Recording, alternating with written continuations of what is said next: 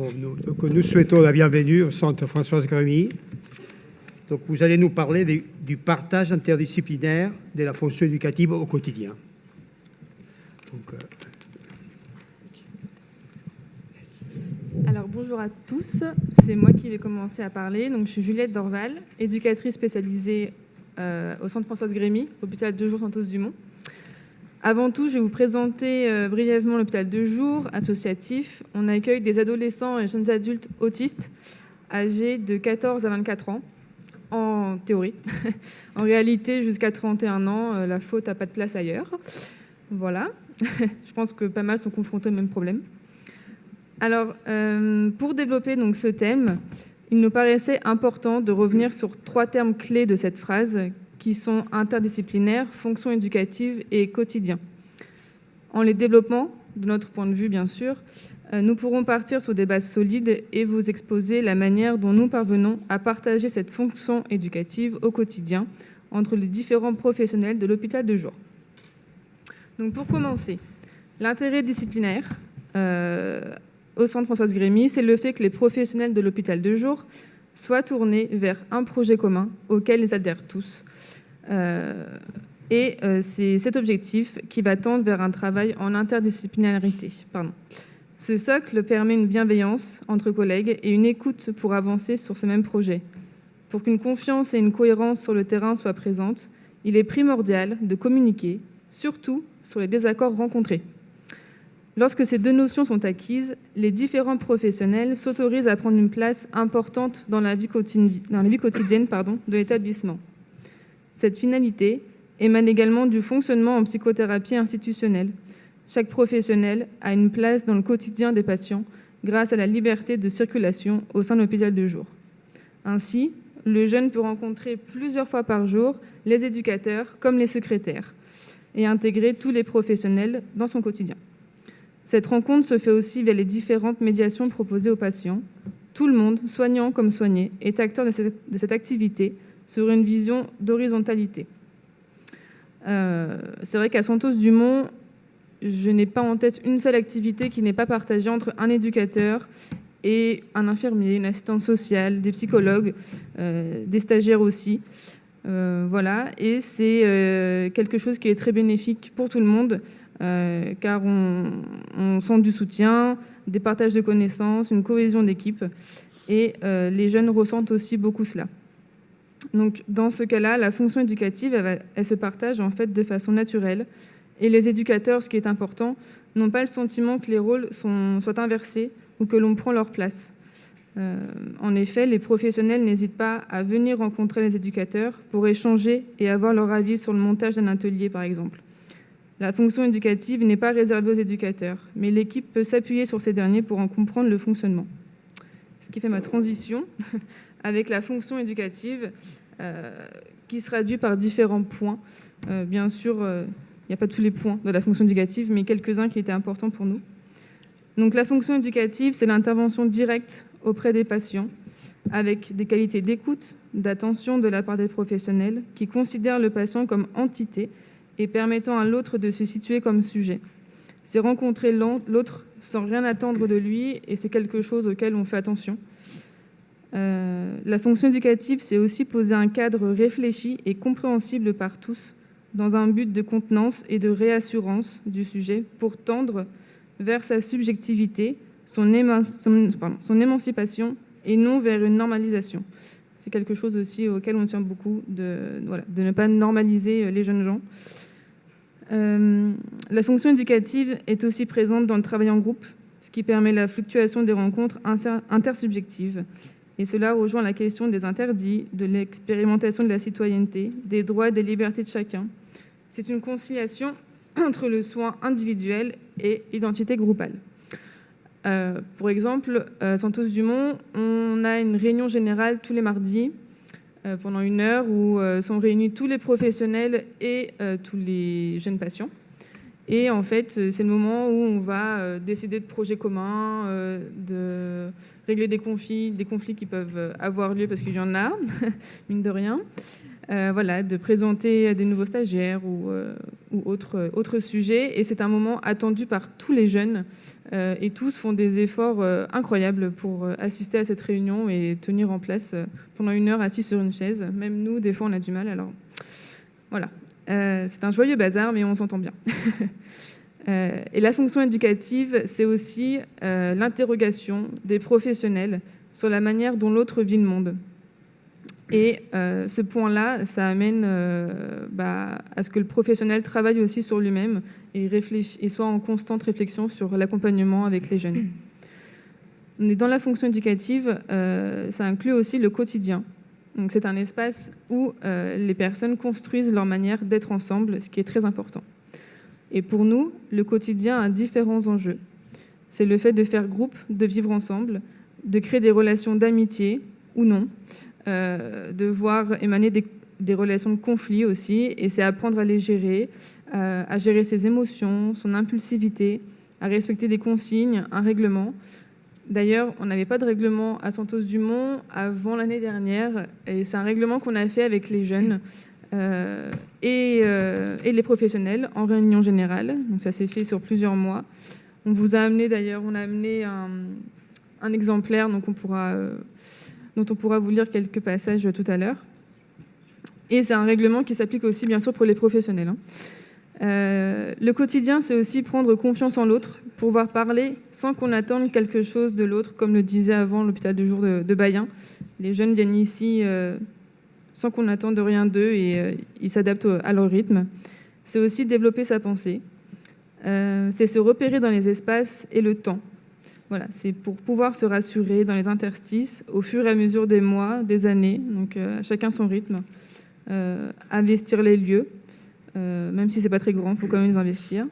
C'est créer une routine aussi rassurante et accepter au fur et à mesure l'inattendu, ce qui peut s'avérer compliqué pour certains de nos jeunes patients autistes, mais ils s'en sortent plutôt pas mal dans cet exercice-là. C'est proposer par la suite aussi des jeux, prendre des initiatives, se responsabiliser, et cela on constate chez les jeunes qui viennent depuis plusieurs mois au moins à l'hôpital de jour. Voilà, donc c'est les jeux, bien sûr, c'est selon eux, c'est en musique, avec des cartes, des gestes, avec la parole, voilà, on s'adapte. Donc voilà, les trois termes clés de notre sujet.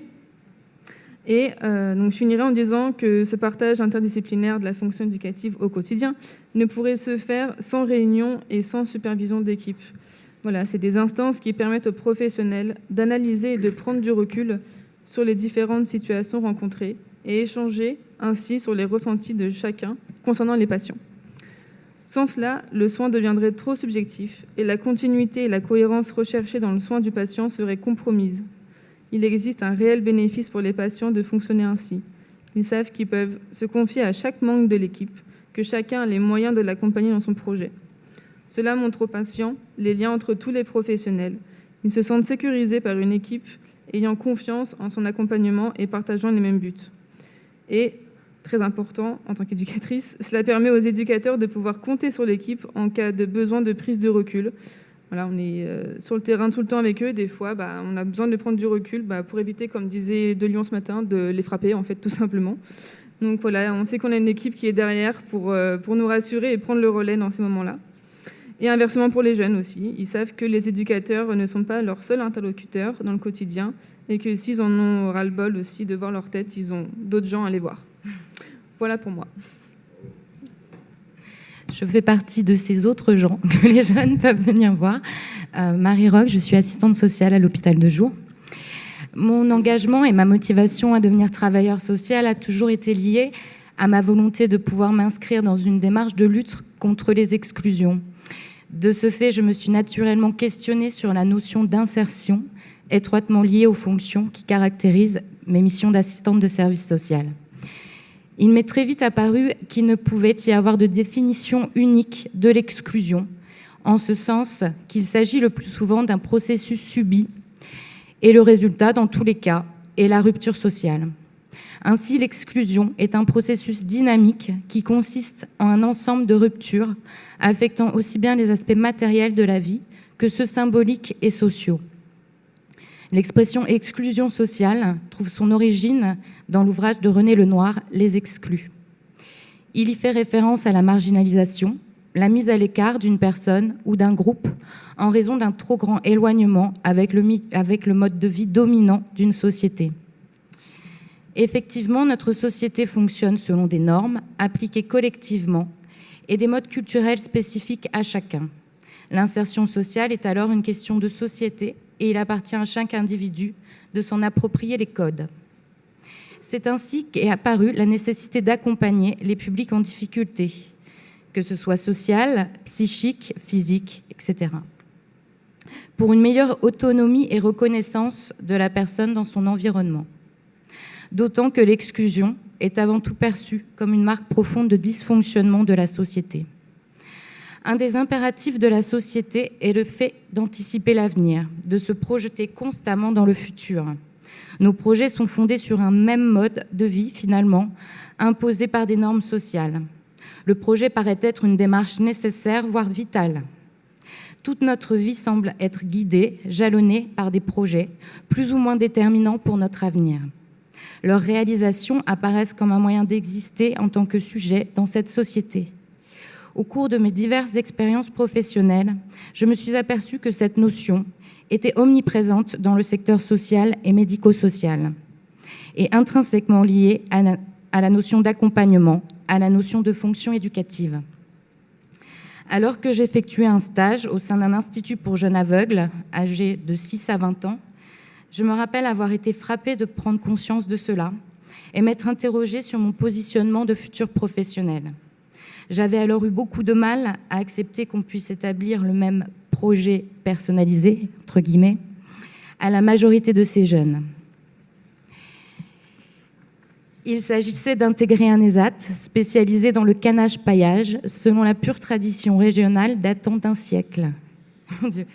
Comment concevoir qu'à notre époque, un jeune de 16 ans ne pourrait aspirer à autre chose, et ce malgré son handicap? Comment ne pas prendre en compte ses souhaits et ses attentes? Il y avait aussi ce jeune homme de 18 ans, atteint d'une maladie génétique rare, dont il avait conscience que son espérance de vie ne pourrait excéder 1 ou 2 ans. Il rêvait de faire de la radio, d'y parler foot et musique, mais il fallait avant tout, selon l'équipe, qu'il augmente sa moyenne en maths. Dans son ouvrage « Outsider », Howard Baker étudie la déviance en s'intéressant au point de vue de ceux qui transgressent les normes, comme les fumeurs de marijuana ou encore les musiciens de jazz, et de ceux qui les créent et qui les imposent. Il se tourne vers ces derniers, qu'il nomme sans sarcasme les entrepreneurs de morale. Mes interrogations se sont ainsi portées sur le fait que nos pratiques pouvaient être fortement influencées par la notion de normes et par la loi les symbolisant, en déterminant en termes d'autorisation ou de sanction les comportements normaux ou anormaux. Si la norme donne des repères, dessine un cadre d'intervention éducatif, il me semble surtout qu'elle peut être une contrainte par son pouvoir à faire oublier la spécificité, voire l'identité de la personne accompagnée. D'emblée, notre intervention ne se situerait-elle pas dans une certaine forme de passation?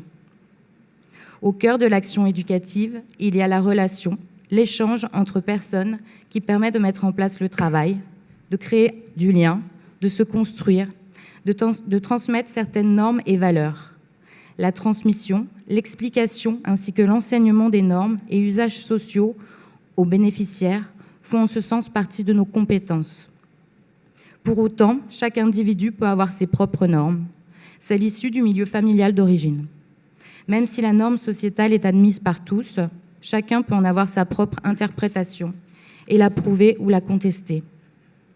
Lorsqu'un individu est dans l'incapacité de se conformer aux normes et attentes sociétales, il y a un désavantage. Et désavantagé socialement, celui qui s'éloigne de la norme, le résultat étant une opposition entre son statut et ses propres aspirations. Dans quelle mesure notre intervention peut-elle l'aider à lutter contre ce désavantage social? Comment concevoir un suivi personnalisé en adéquation avec ses souhaits, tout en ayant l'objectif de lui permettre de trouver une place dans la société, au travers de l'institution qui l'accueille? La relation d'aide serait-elle alors au cœur d'un triptyque entre l'institution, les professionnels et la personne accompagnée? En tant que professionnel, on pourrait également être tenté de répondre à la demande de normalisation et socialisation attendue par la société, cadrée voire symbolisée par l'institution. Quand l'institution elle-même doit répondre à des exigences économiques, comment alors ne pas déshumaniser le soin? La tarification à l'acte, par exemple, incite à gérer l'hôpital comme une entreprise, en recherchant la meilleure productivité. Des actes médicaux sont plus rentables que d'autres, et l'hôpital a tendance à accroître ses activités rémunératrices, comme la chirurgie, en délaissant les longues prises en charge moins bien rémunérées, comme la psychiatrie. Pourtant, comment peut-on envisager privilégier le rendement à l'humain en matière de soins? Avant d'intégrer l'équipe de l'hôpital de jour Santos-Dumont, j'ai travaillé 5 ans dans la fonction publique hospitalière en psychiatrie. J'assurais un accompagnement global des personnes hospitalisées, en suivi ambulatoire ou encore en hospitalisation à domicile, et ce sur un vaste secteur qui comprenait un service d'hospitalisation à temps complet, un hôpital de jour, un CMP et CATTP, auquel s'ajoutait un service d'hospitalisation libre intersectoriel, une équipe mobile de psychiatrie du sujet âgé et un service de consultation externe pour adolescents. À ma prise de fonction, le service social de psychiatrie comprenait une cadre de service social, une secrétaire et 5 assistants de service social. Nous étions alors 2 sur mon secteur. Très vite, j'ai compris que la psychiatrie, ses patients et leur prise en charge longue n'étaient pas une priorité. En 2 ans, nous n'étions plus que 3 assistants de service social. Nous ne faisions plus partie d'une équipe à part entière, mais intervenions au sein de multiples équipes en fonction des demandes, sans vraiment avoir l'impression d'y être intégrés. Seule, sur un vaste secteur, il ne me fallait pas excéder 15 minutes d'entretien sur ma demi-journée de permanence au CMP afin de recevoir le maximum de patients. File active et traçabilité du travail à l'acte émergente, au détriment d'un accompagnement global et de long terme pourtant essentiel.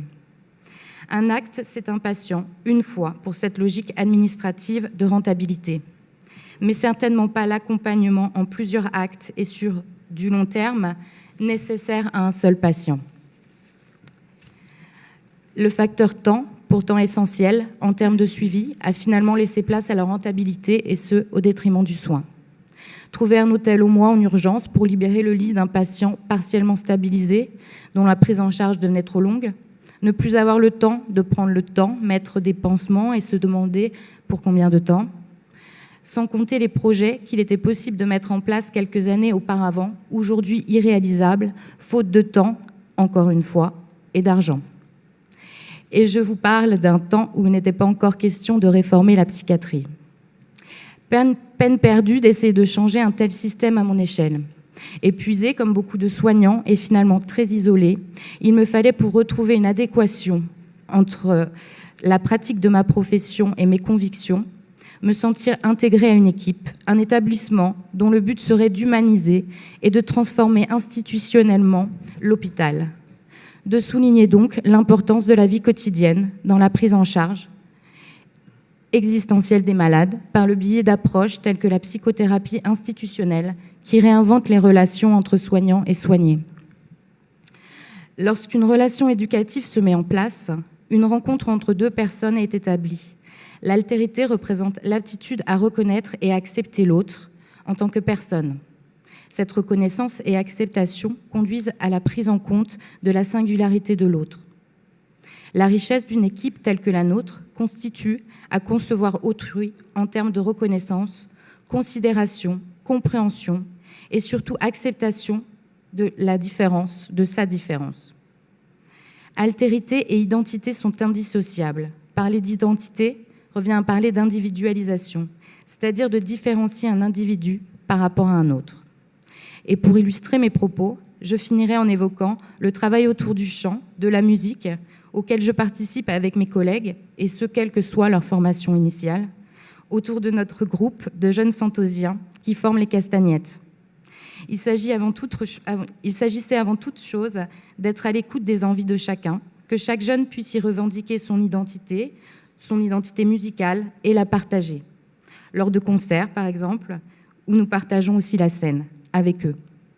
ce qui a d'ailleurs pu aboutir à des collaborations tout aussi magnifiques qu'improbables. Mais surtout, il nous est apparu qu'à travers le prisme du micro, tous, y compris celles et ceux que l'on n'entendait pas ou peu, ont pris plaisir à faire entendre leur voix.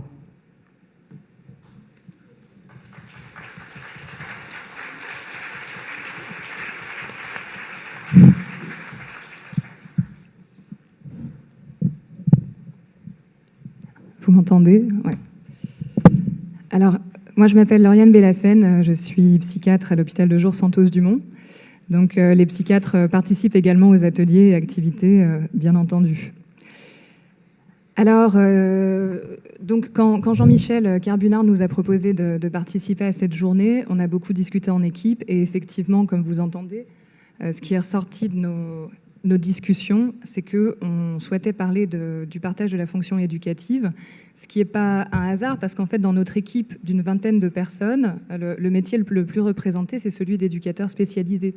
Parce qu'on a 6 postes d'éducateurs, donc ce sont les plus nombreux, en fait. Donc ça paraissait tout à fait intéressant et important d'en parler.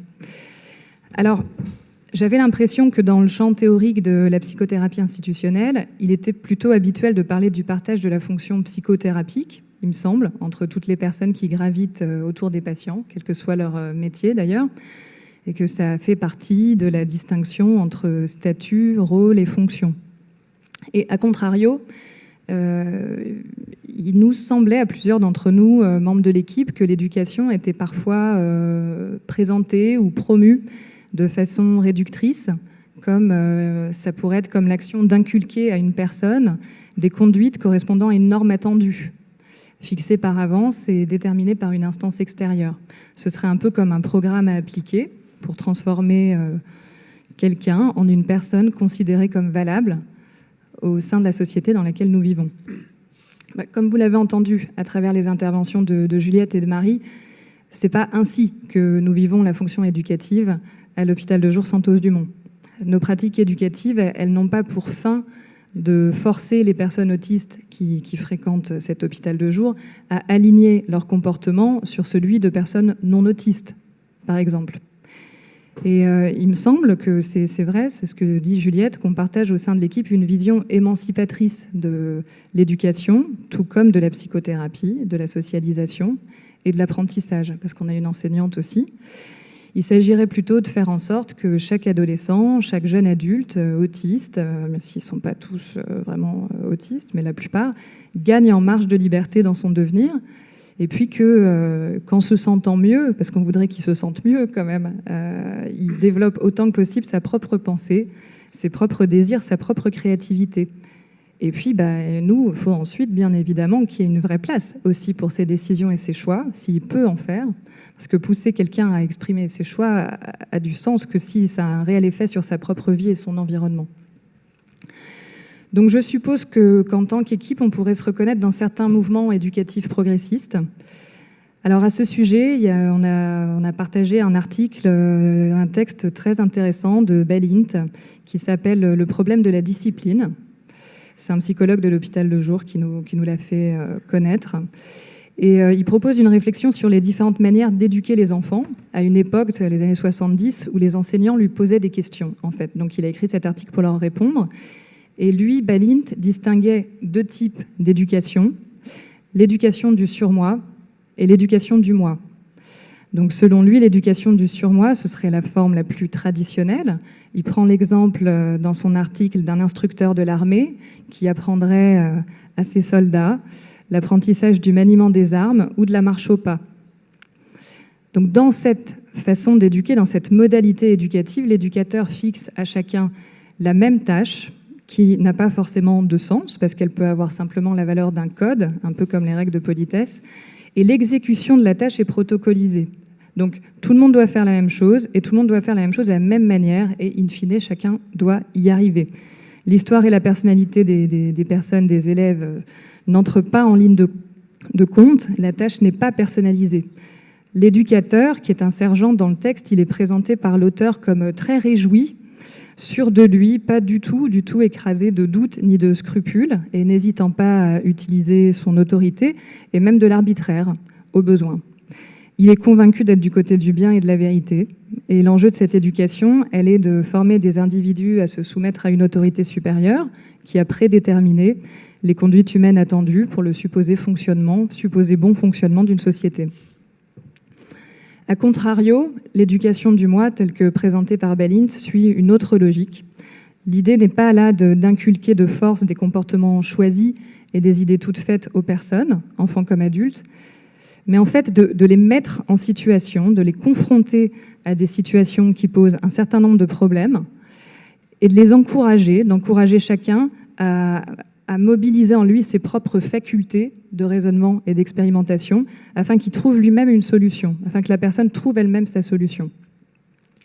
Alors bien évidemment, cette modalité éducative, elle est plus complexe, elle prend plus de temps et puis elle pose en elle-même un certain nombre de problèmes parce que la tâche à accomplir, elle doit être ni trop difficile pour ne pas décourager la personne, ni trop facile, sinon elle ne fera pas appel à sa créativité. L'éducateur, il devra donc bien connaître la personne. Il devra bien doser ses propres interventions pour ne pas écraser les émergences en intervenant trop et pour ne pas non plus abandonner la personne à ses difficultés. Et donc Balint, il décrit des professionnels qui lui racontent comment ils essayent de faire en peine pour définir le but final de leur action éducative. Et ce but, écrit-il, il est souvent énoncé en des termes qui pourraient être jugés flous et abstraits. Et il parle d'éducateurs qui souhaitent avoir le moins recours possible à l'autorité et à l'arbitraire, et qui sont en fait écrasés de doutes et de scrupules. Ils cherchent à s'ajuster à l'histoire et à la personnalité de chaque personne. Ils adaptent des stratégies différenciées pour chacun. Ils acceptent, voire ils encouragent les désaccords et les divergences de points de vue entre les personnes qu'ils sont chargés d'éduquer et eux.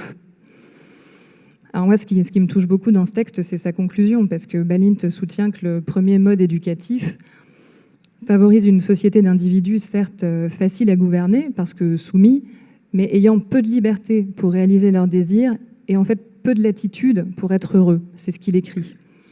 Et à l'inverse, il soutient que l'éducation du moi est certes bien plus compliquée et plus difficile pour l'éducateur, et qu'elle crée une société de personnes plus difficiles à gouverner, parce que disposant d'un esprit critique et d'une pensée propre, mais disposant également de plus de liberté et d'une plus grande latitude pour se sentir heureux.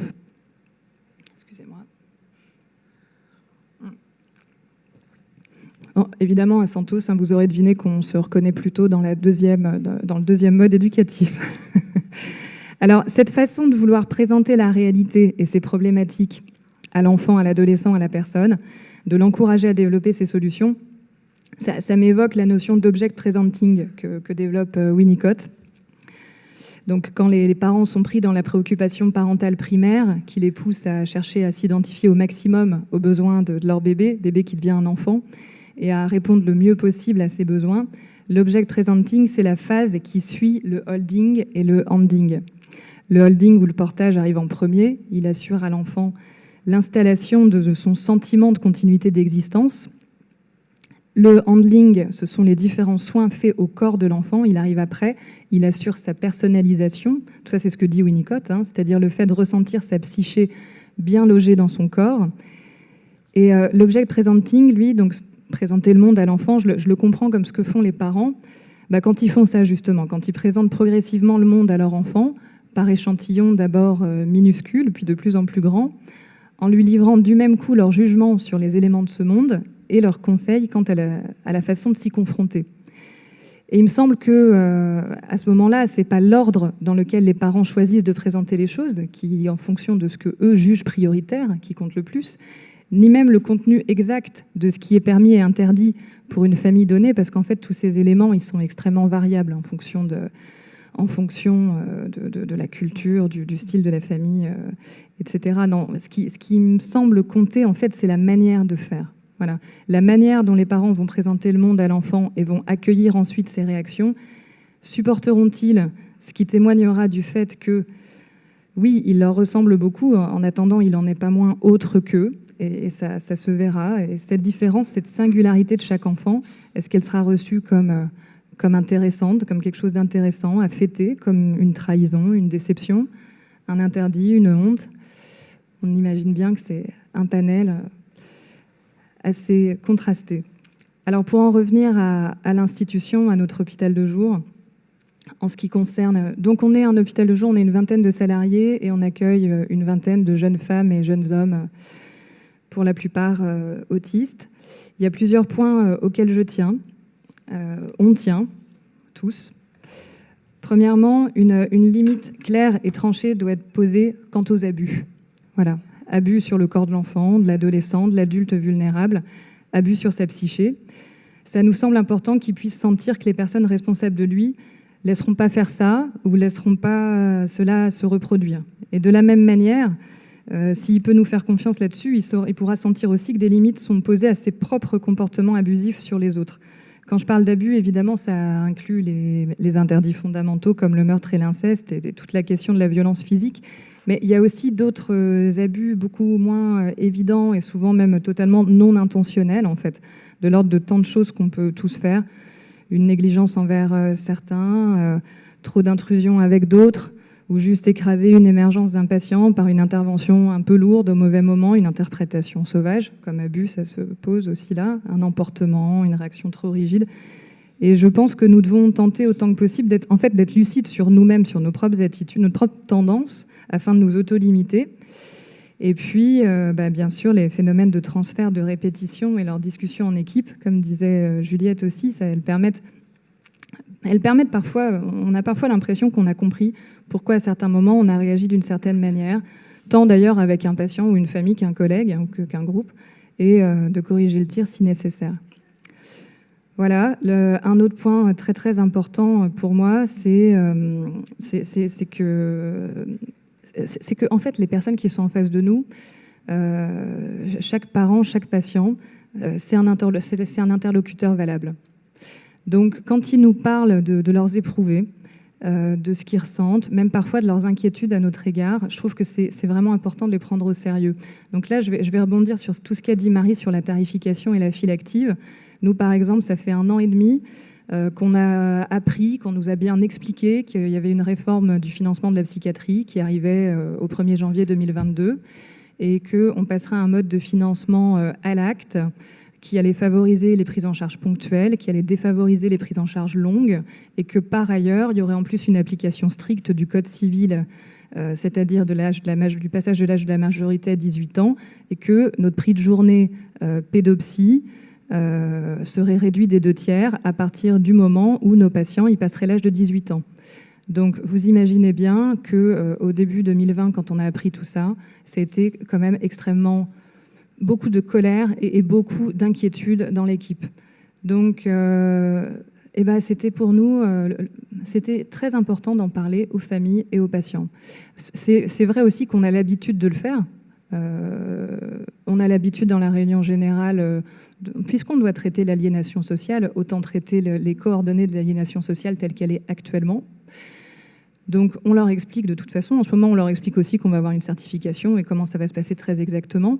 Donc en tout cas, les familles et les patients, ils ont été comme nous, ils ont été fâchés et préoccupés et ils se sont beaucoup engagés, ils sont très engagés auprès de nous, autant en écrivant des courriers aux sénateurs, aux députés, aux différents responsables politiques, autant en créant une association. Nous tous ensemble, voilà, on a mis plusieurs mois à la créer. C'est une jeune femme, une jeune patiente qui est présidente de l'association qui a trouvé le nom. On a voté, cela dit, pour le nom qui s'appelle Autismob. Et l'association nous a permis aussi de nous lier avec nos camarades de Bayen, que vous avez entendu juste avant, avec Étienne Marcel, avec une autre association qui s'appelle le Clé Autiste. C'est le collectif pour la liberté d'expression des autistes. D'où la journée Parlons d'inclusion qu'a évoqué Laurent juste avant, qu'on a organisée tous ensemble en juillet. Bon, on a de multiples actions de mobilisation et tout ça, on le fait ensemble. C'est pas un club, mais ça a quand même des effets, d'horizontalité qui sont extrêmement intéressants. Voilà, dans le lien avec les patients et les familles. C'est pas l'objet d'un club, c'est la fonction soignante, c'est ce que disait Philippe tout à l'heure. L'objet de Autismob, c'est une fonction militante, donc c'est pas le même objet, donc c'est pas un club. Mais n'empêche que même si c'est pour la fonction militante, ça génère quand même des effets de déplacement et d'horizontalité qui sont vachement intéressants. voilà, ça, je voulais en parler. Voilà, bon, évidemment, la créativité, bon, ça, ça coule de source. Je pense que la qualité d'une éducation se juge à l'espace propre laissé à la créativité de l'enfant. Et puis, la fiabilité. Je crois que c'est important que ce qu'on raconte, ce soit le moins éloigné possible de ce qui se passe effectivement. Autant qu'on peut, hein, parce que je dis tout ça, ça reste un idéal et un horizon à atteindre, et on sait qu'on n'est pas parfait, et que c'est aussi ce qui nous rend aimables. Mais bon, voilà, c'est des repères. Alors, si on a un peu le temps, mais peut-être on a beaucoup dépassé, donc on verra plus tard pour le règlement intérieur. Allez.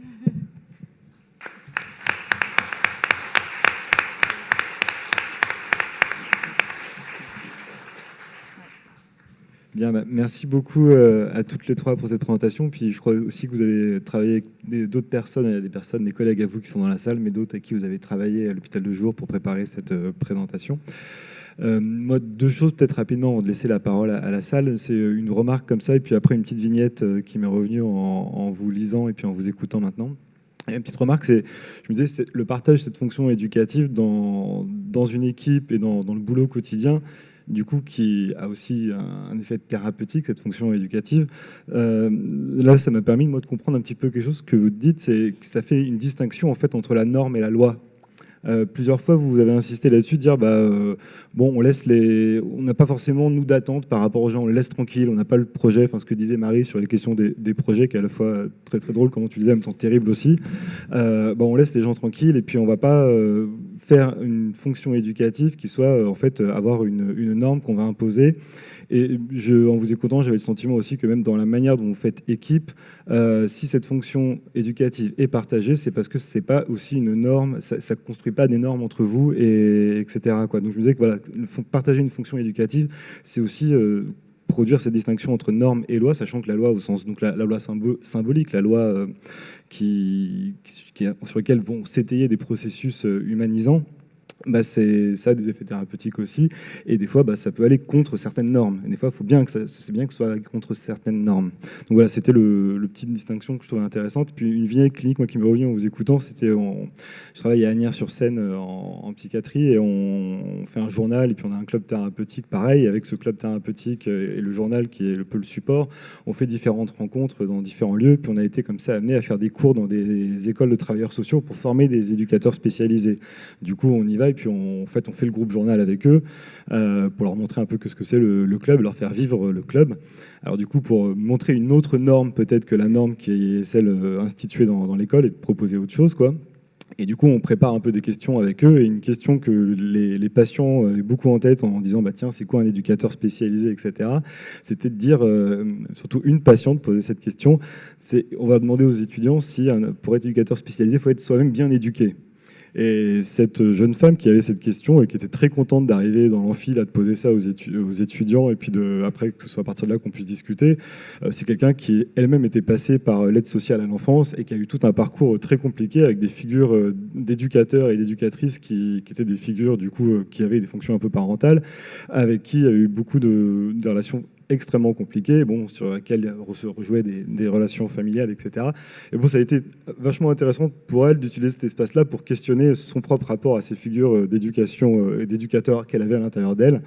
Et cette dame, quelques temps après, elle a mis une place assez importante dans la création d'un groupe d'entraide mutuelle sur le secteur. Et au moment où ils ont créé le GEM, les patients, là, c'est eux qui ont embauché l'animateur du GEM. Et là, ils ont fait des entretiens d'embauche où il y avait des éducateurs qui sont venus, et qui, du coup, c'était aussi un renversement. Alors pour elle, elle avait eu un plaisir énorme à dire oh non, tel, lui, il est nul, etc. À être hyper. Mais petit à petit, elle a commencé à s'assouplir, et je pense qu'elle a fait justement cette distinction entre l'éducateur qui produit de la norme, et cette norme qui peut être hyper pour elle, ce qui a été source de souffrance, et la loi qui est plutôt un truc humanisant, quoi. Et puis maintenant, elle est présidente du GEM, et elle traite les conflits dans le GEM de manière hyper chouette, hyper intéressante et hyper fine, quoi. Mais ça a été ce passage-là, et je pense qu'il y a eu cette rencontre avec certains éducateurs. Alors, ce qu'elle en retient, ça ne dit rien de la personne qu'ils ont été aussi, mais que ça puisse se rediscuter dans des espaces collectifs, c'est ça qui produit cette distinction, je pense, entre normes et loi, et qui fait que les patients eux-mêmes aussi aussi partagent cette fonction d'éducation, cette fonction éducative là dont vous a parlé dans l'équipe, quoi. Et du coup, oui, ça amène à ces règlements intérieurs. Peut-être vous pouvez en lire un ou deux passages, parce que je trouve que c'est même la manière dont c'est écrit, c'est vraiment intéressant.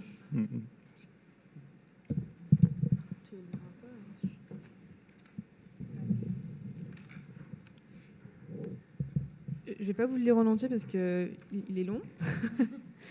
Mais on a distingué 1, 2, 3, 4, 5, 6, 7, 8, en gros 8 items. Voilà, donc le premier qui était le plus important pour tous, c'est de se comporter délicatement avec les autres et avec soi-même. Donc voilà, par exemple, on peut avoir des choses comme ne pas mordre les autres, ne pas cracher sur les autres, ne pas dessiner des caricatures dévalorisantes. Voilà, donc c'est très visé chez les jeunes, mais voilà, c'est dans le règlement et les jeunes s'y fient. Voilà, on peut aussi... Le délicatement apparaît souvent. Deuxième item, il est important de parler délicatement aux autres. Donc voilà, éviter les gros mots, les menaces ou les surnoms aussi blessants ou déformer les prénoms ou noms de famille. Important de respecter l'intimité des autres, ne pas se mettre tout nu devant les autres, ne pas laisser la porte grande ouverte quand on va aux toilettes. Voilà. Quelqu'un, je pense, qui n'est pas du métier peut se fendre la poire devant ce règlement. Mais nous, on y tient beaucoup, et les jeunes aussi. C'est le résultat d'un long travail. Voilà, et on ne peut pas cacher les affaires des autres, mettre des affiches sur les casiers des autres sans la permission, ce qui a été un gros point aussi institutionnel avec les jeunes en réunion générale. Voilà, puis après, des choses un peu plus qui viennent des éducateurs, entre autres, ranger les smartphones pendant les ateliers thérapeutiques, pédagogiques et éducatifs. Le même pour les éducateurs, bien sûr, et les collègues. L'importance de participer aux activités, aux ateliers prévus pour chacun, même si on ne fait qu'observer.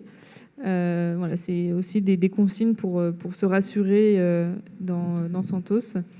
Et voilà, c'est bien, il est bien dit aussi que la loi commune s'applique à tous. Donc au moins, on sait que c'est pour les patients et pour nous. On devait peut-être passer la parole à la salle, s'il y a quelques questions, s'il vous plaît.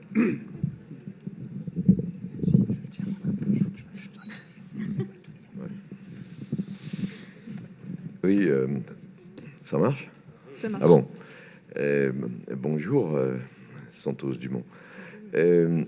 Non, ce qui est très intéressant là sur cette affaire de règlement intérieur, justement sur la question de l'éducatif, c'est, je crois, si je me rappelle bien, qu'il y a un article que vous n'avez pas lu, c'est il est interdit de se mettre tout nu. Si, oui, je l'ai lu. Alors, c'est intéressant parce que qu'est-ce que c'est que l'éducatif, hein ?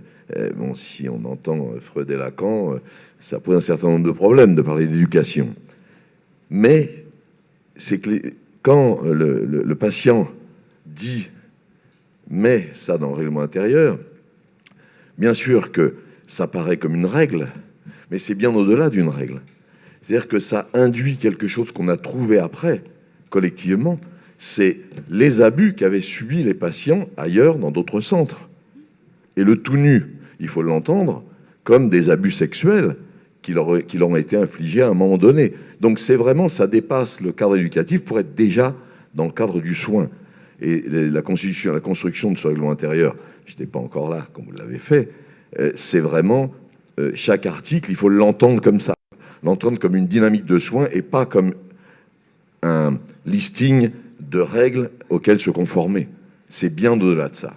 Voilà. C'est pour ça qu'il est particulièrement beau et intéressant, bien sûr. Je pourrais juste répondre à monsieur.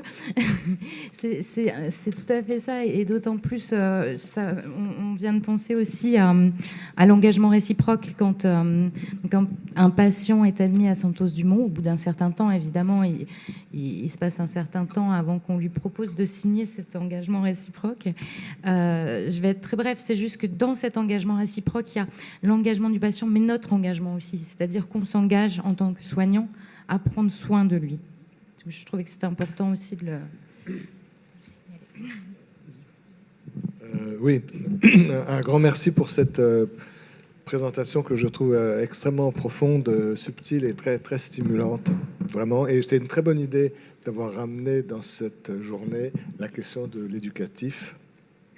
D'ailleurs, ce matin, j'ai eu l'occasion de dire que l'Institut contemporain de l'enfance voulait créer un espace dédié aux soins psychiques en référence à la psychanalyse, à la psychopathologie et à la pédagogie. J'ai peut-être parlé un petit peu vite ce matin, mais pour moi, l'éducatif fait partie de l'ensemble. Alors, ce que je trouve très, très intéressant, c'est que je pense à ce que disait en particulier Lauriane à propos de la fonction d'object presenting. Bien sûr, il s'agit de présenter les objets du monde à l'enfant, mais il s'agit aussi de se présenter soi-même à l'enfant. La manière dont la mère se présente au bébé, la manière dont l'objet se présente au sujet, fait partie de ce mouvement. Et dans la notion d'éducation, il y a évidemment de différentes centrations. Soit vous avez très bien expliqué comment si on se centre sur l'objectif et qu'on force le patient, le sujet, le bébé, l'enfant à atteindre cet objectif, on est dans le rigide, on est dans le dur, on est dans l'autoritaire, on est dans le contraignant.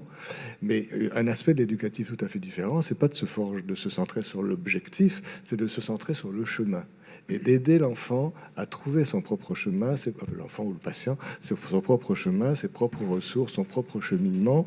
Et là, c'est tous les travaux, parce que c'est vrai qu'il y a toujours ce clivage entre psychanalyse et éducation. Il faudrait vraiment s'appesantir, enfin s'intéresser aux travaux de Maria Torok.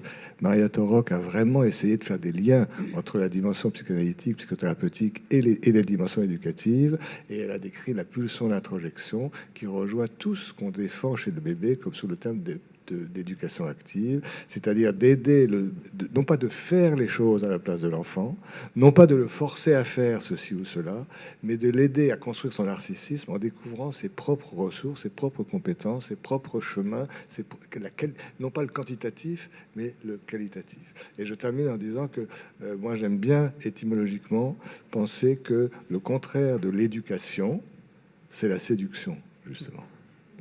Et du kéré, c'est du kéré. Conduire vers le dehors et vers le monde, ou ramener vers soi. Et voilà. Et vous nous avez, je trouve, magnifiquement illustré cette histoire. Merci. On va écouter, on est un peu pris par le temps. Une toute petite pause, parce que je vois que les personnes, une toute petite pause, et on reprend à quart, dans 10 minutes. Xavier, il y a les collègues de l'IME La Pinette qui ont dû partir. Oui, voilà. c'est pour ça. Ouais.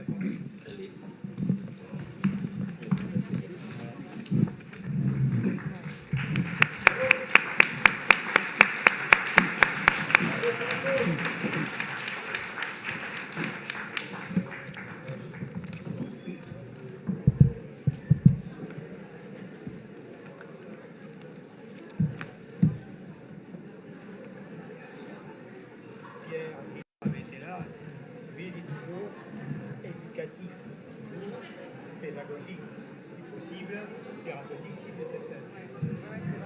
C'est vraiment...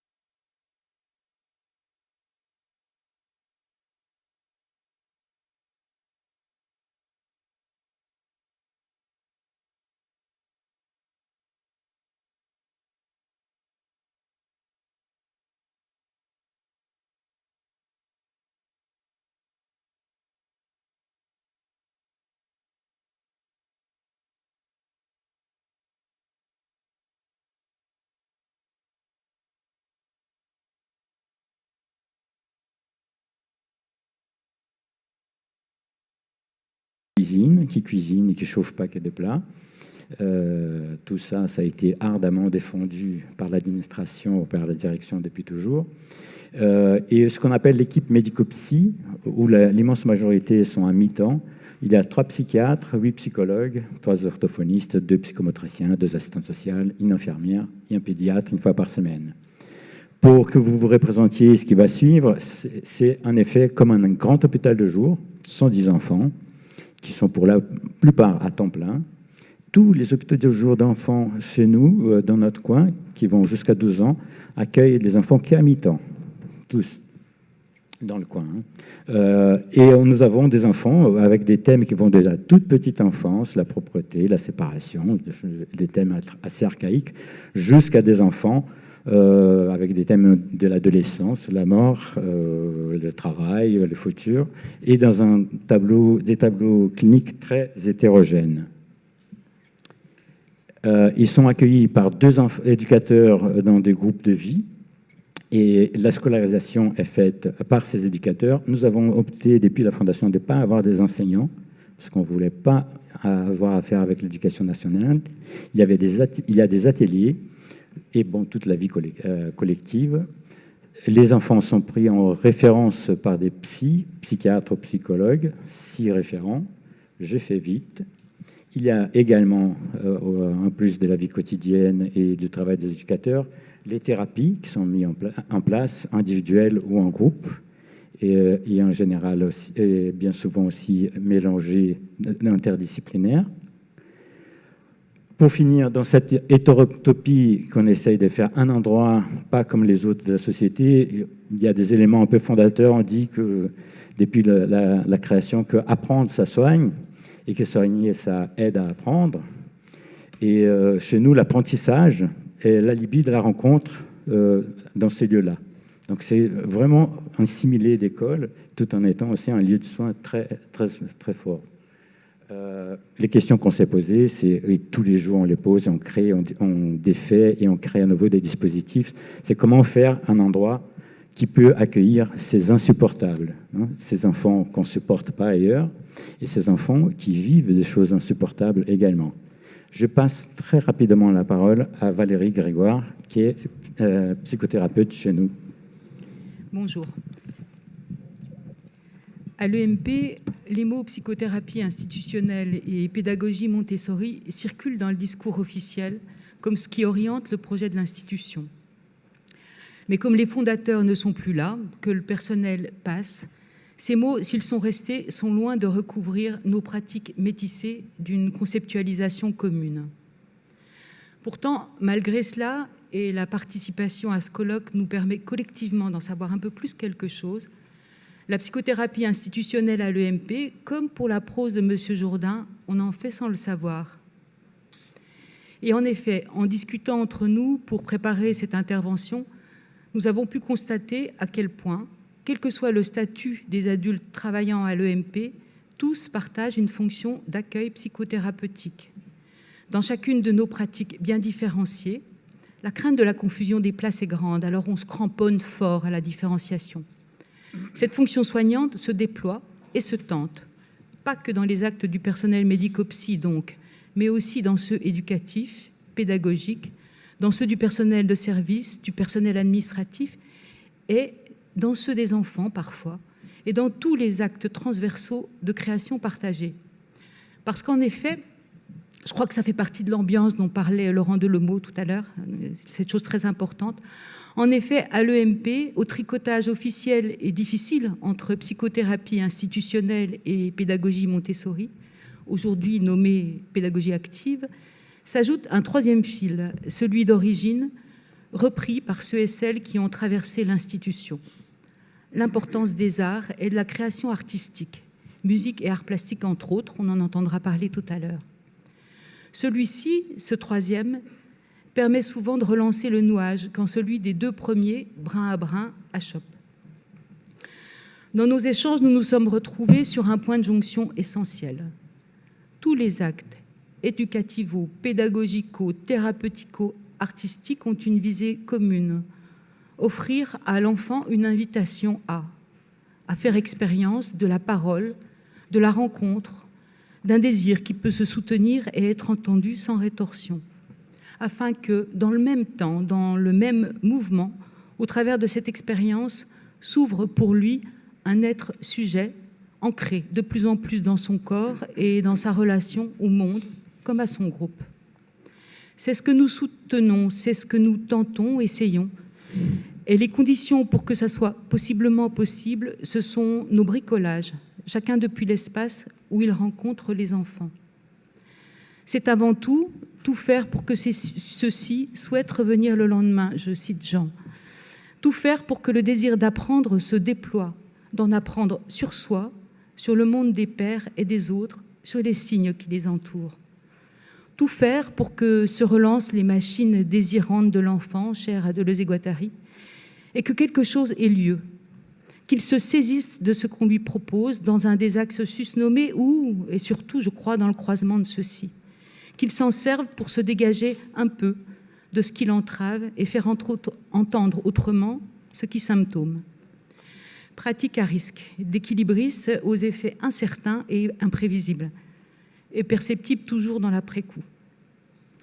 La place particulière des psychothérapeutes dans cette affaire, puisque c'est de là que je parle, c'est de proposer des psychothérapies nommées comme telles. Pour l'enfant, c'est avant tout un lieu, un peu à l'écart, bien repéré. « Tu fais quoi dans ton bureau ?» nous demande-t-il au passage. Il va s'agir, une fois le lien transférentiel engagé, de faire éclore la possibilité d'une hétérotopie symbolique, alors même que l'enfant est reçu dans un lieu interne à l'institution. C'est tout ce jeu entre interne, externe, dedans, dehors, avec ce nouage-là qui est important. Ni le cadre matériel, ni le lieu bougent, pourtant, c'est bien du déplacement qui est proposé, celui sur l'autre scène. Si l'enfant accueilli fait le pas, un lieu singulier d'intimité se crée, où peut s'éprouver la coexistence de son monde interne mouvant, qui s'y symbolise, et de la réalité partagée dans l'institution. Jusqu'à en faire un récit au moment de la sortie. On a une cérémonie des sortants, et les sortants font des discours. Et là, ils peuvent parfois tenir un récit de ce qui leur est arrivé, ce qu'ils ont traversé à l'EMP. Pour le psychothérapeute que je suis, donc le psychothérapeute qui emporte le chapeau, c'est de la dentellerie. Je ne sais pas si je suis psychothérapeute. Pour le psychothérapeute que je fais de la psychothérapie. Je ne sais pas très bien si je suis. Bon. C'est de la dentellerie fine qui doit se tisser afin de rester branché au vif de la clinique institutionnelle et du nouage transférentiel. Suspendre et supporter une certaine indécision quant aux interventions concernant l'enfant dans l'institution est capital. Pas comme la peine, mais pas toujours facile de ne pas se prendre les pieds dans le tapis institutionnel. À quel moment le psychothérapeute choisit ou pas d'assister aux synthèses, de recevoir des informations sur la réalité que l'enfant a vécue, de reprendre ou pas avec lui les acting out, les siens ou ceux de l'institution. À quel moment ce psy doit abriter la psychothérapie comme si hors de l'EMP, presque la défendre pour soutenir l'émergence d'un lieu d'intimité séparé. À quel moment il restitue à l'équipe quelque chose de la place subjective que l'enfant est en train de se faire, etc. Jamais accompli, une fois pour toutes, pour un enfant particulier, ce travail délicat d'articulation entre l'intime et le groupe qui partage la fonction soignante est sans cesse à remettre sur le métier.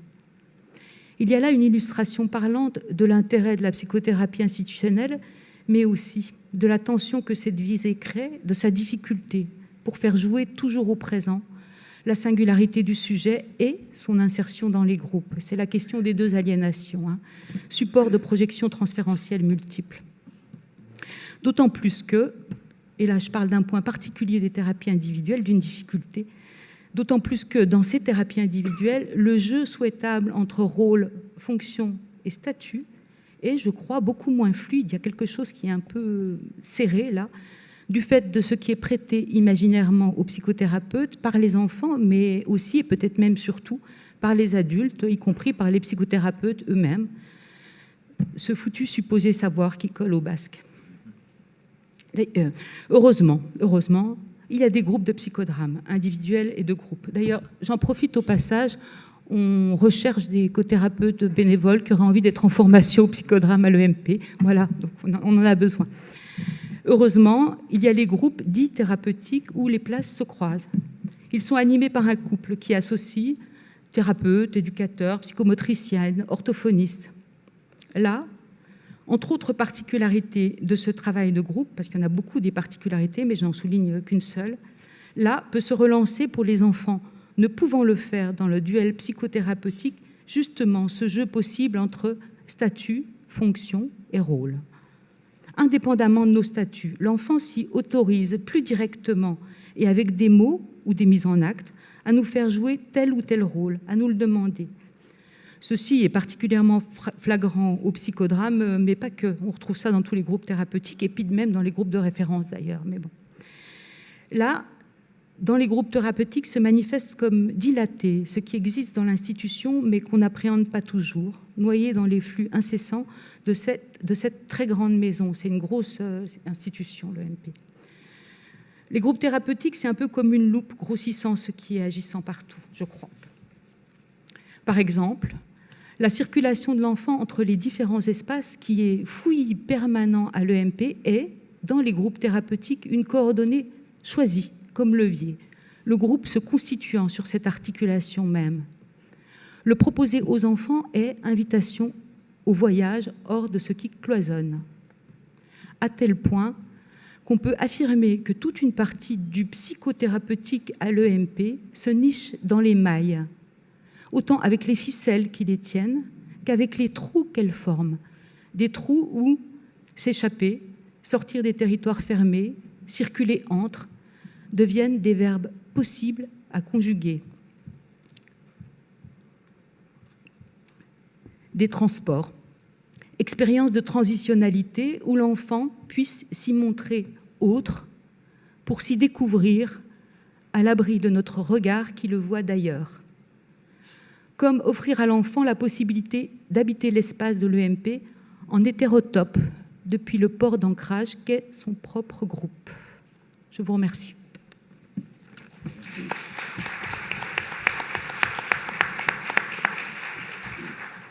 Merci.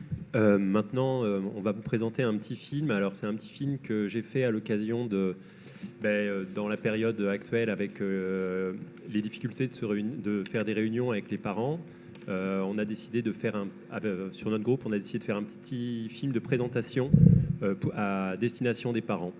Donc, je vous invite à le regarder. Après, il y aura Corentin qui va intervenir et je pense que son intervention complète vraiment beaucoup ce qu'il y a dans le film. Voilà, c'est la réalité d'un groupe, c'est un message aux parents, ça ne dit pas toutes des difficultés, des nœuds qu'il y a voilà, dans la vie quotidienne, mais déjà, ça donne une bonne image de ce que vivent les enfants à l'EMP.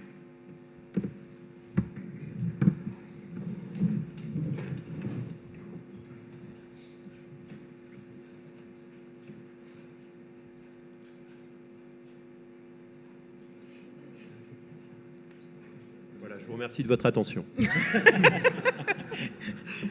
Ils vivent, c'est vide des fois.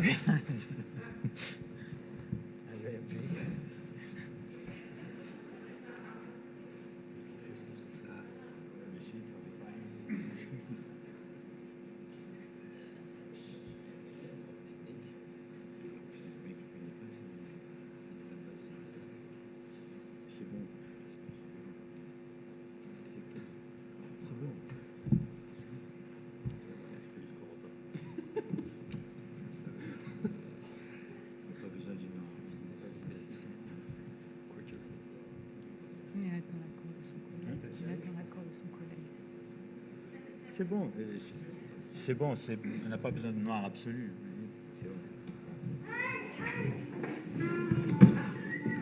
Nous arrivons sur le groupe des Cadets Sud. C'est un moment particulier de la semaine, le temps d'accueil musical. Nous sommes Stéphanie Péqueux et Jean Laborde. Nous sommes éducateurs spécialisés et nous sommes référents du groupe des Cadets Sud à l'EMP de Fontenay. C'est donc nous qui accueillons vos enfants tout au long de la semaine à l'EMP. Le groupe des Cadets Sud est composé de 11 enfants et nous avons commencé le processus d'accueil d'un 12e. C'est un des 3 groupes de l'ensemble 2, les moyens. Le chef de service est Madame Michel et vous la connaissez tous. 2 filles seulement pour 9 garçons, des enfants âgés de 9 à 11 ans. Pour certains enfants, c'est leur première année à l'EMP. 4 enfants sont inclus à l'école, ce qui veut dire qu'ils ne sont pas présents à temps plein à l'EMP. Pour ces 4 enfants, le service d'insertion et de suivi de scolarité, appelé couramment SIS, les suit particulièrement. Avant de vous expliquer le déroulement d'une semaine sur ce groupe, nous pouvons déjà faire le tour de notre salle. Voici donc notre salle. Vos enfants y passent la majorité de leur temps. Même si, nous allons voir, ils travaillent aussi avec d'autres professionnels. Les tables sont disposées en U, ce qui permet à tous les enfants de voir leurs camarades et de nous voir aussi. C'est avec cette disposition que nous essayons de faire groupe. Il est important de noter que chaque enfant a sa table à lui. Les affiches tout autour de la salle sont des aides pour se repérer et pour apprendre. Certaines sont leurs productions que nous accrochons pour guider le groupe. Nous avons aussi un coin pour les lectures et les jeux. Il y a des banquettes sur lesquelles les enfants peuvent s'asseoir et se reposer. Une bibliothèque avec des livres et des étagères, des jeux de société et une dinette. Avec les enfants, nous rénovons une petite table que nous aménageons en table de cuisson et four pour compléter notre dinette. Les enfants ont aussi un tapis représentant une ville pour jouer aux voitures. On voit que les enfants sont très intéressés par la vie quotidienne. C'est ce qui nous a amenés à penser comme sujet de notre centre d'intérêt, la ville. À l'EMP, nous essayons tous les ans d'avoir un centre d'intérêt pour chaque groupe. Très souvent, les enfants sont intéressés par les animaux ou le milieu naturel. Cette année, nous avons eu une attention particulière à ce qu'ils nous montraient dans leurs jeux. Les voitures, la dinette, ce sont des choses de leur environnement direct. Travailler avec eux sur la ville, c'est comprendre les interactions entre nous. D'où vient l'eau quand nous ouvrons le robinet? Où vont nos déchets, nos poubelles, lorsque nous nous en débarrassons? Comment se repère-t-on dans une ville? Comment une lettre que l'on poste à un endroit arrive dans la bonne boîte aux lettres à un autre endroit? Qu'est-ce qu'une adresse? Nous nous intéressons non seulement à ce qu'ils vivent tout au long de leur journée, mais aussi nous nous attachons à comprendre comment une ville fonctionne. Des bâtiments publics aux règles du vivre ensemble, et même jusqu'à la citoyenneté avec l'élection du maire et du conseil municipal, nous pouvons approcher beaucoup de sujets.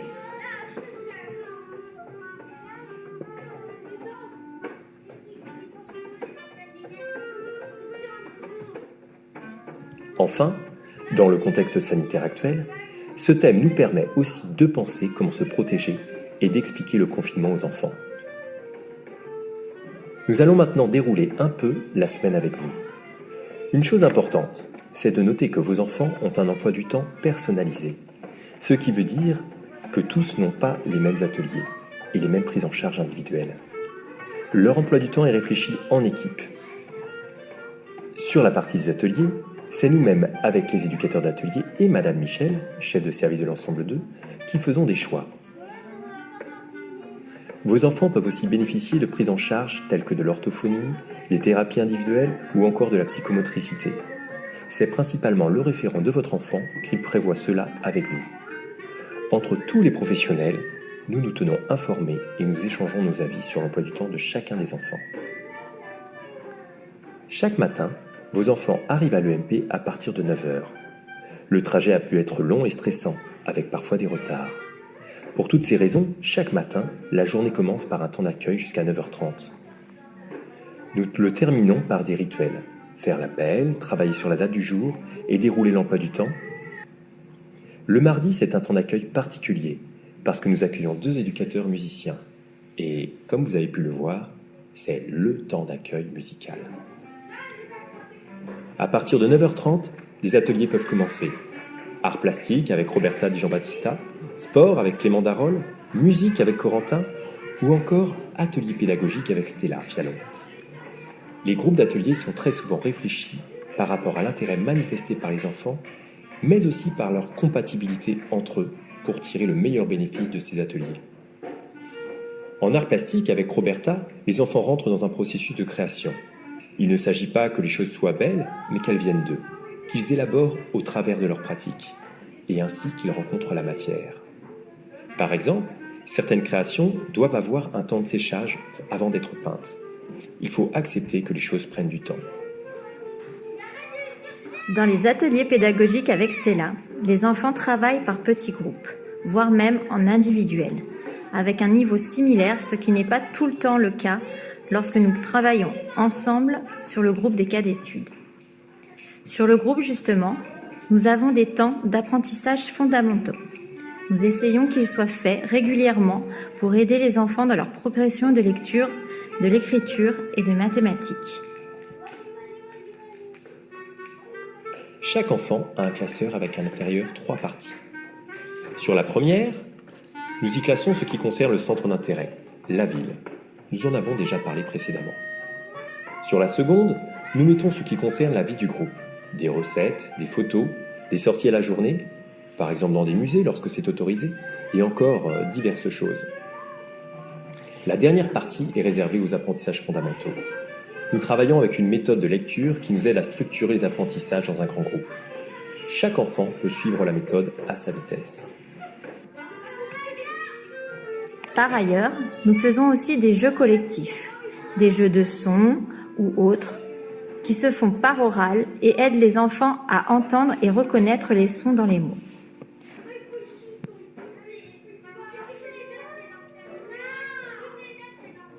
Nous prenons le temps de lire des livres aux enfants, que nous appelions cela temps de compte ou temps médiabus, le bus de la médiathèque qui stationne le mardi devant le MP. Ces lectures ont plusieurs buts importants. Ils enrichissent le vocabulaire des enfants, ils les rassurent, car les enfants peuvent s'identifier aux personnages et reconnaître les différentes émotions que traversent les héros. Quelles que soient les réponses apportées par les livres, des discussions peuvent s'engager à la suite des lectures.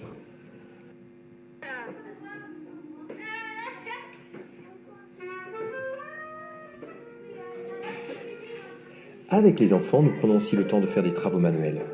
Les enfants ont souvent besoin de passer par des activités pratiques, telles que le bricolage ou de la cuisine. Elles peuvent être valorisantes pour eux. Aménagement du groupe ou en lien avec notre centre d'intérêt, nous essayons que ces bricolages soient des activités collectives et non pas seulement tournées vers quelque chose de trop individuel. Enfin, pour terminer notre semaine, nous avons un rituel de la boisson chaude. C'est un moment que nous souhaitons convivial.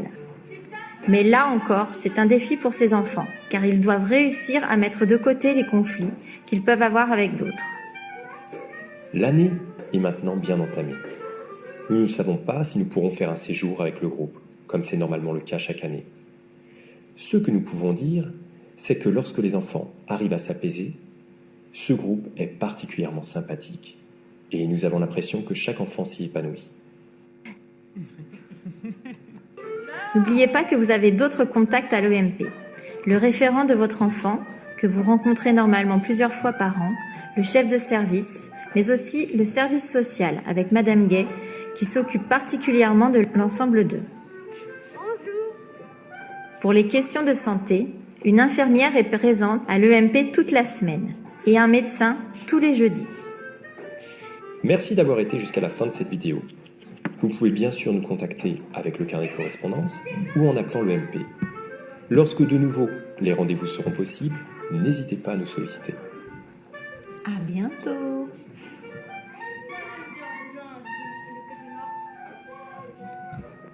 Juste l'écrire, d'accord ?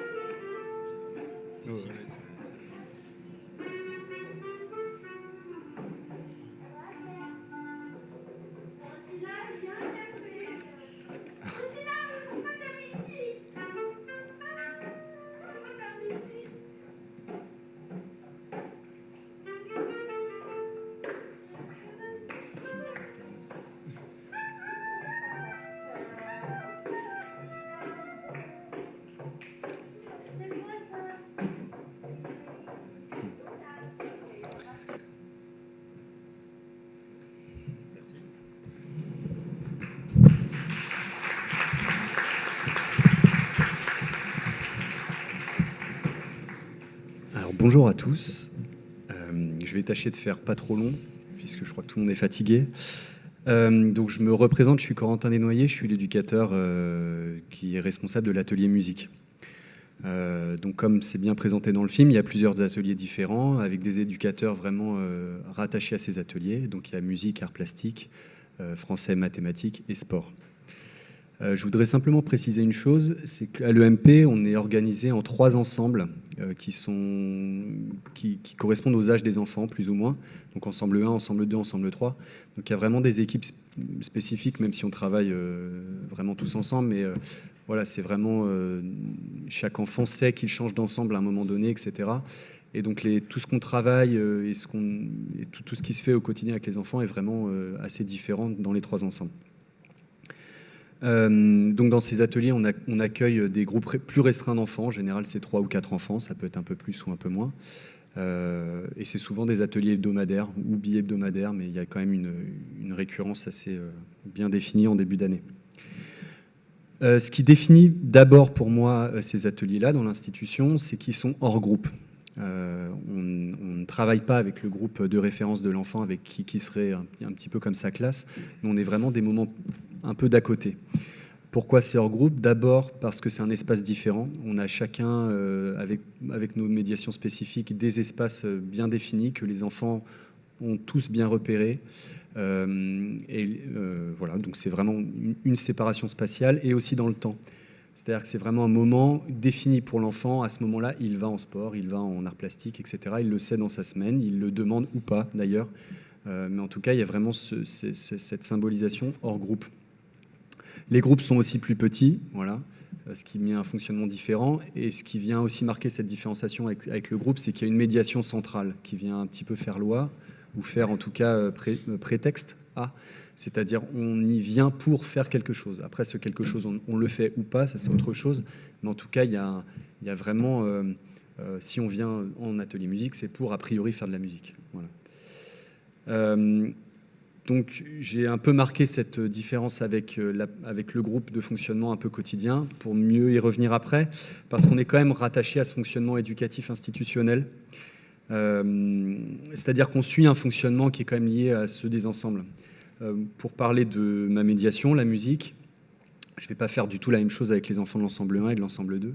C'est-à-dire qu'avec l'ensemble 1, donc les plus petits, on va être beaucoup sur un travail sensoriel, sur un travail on va travailler beaucoup autour de l'enveloppe sensorielle, on va faire des expérimentations.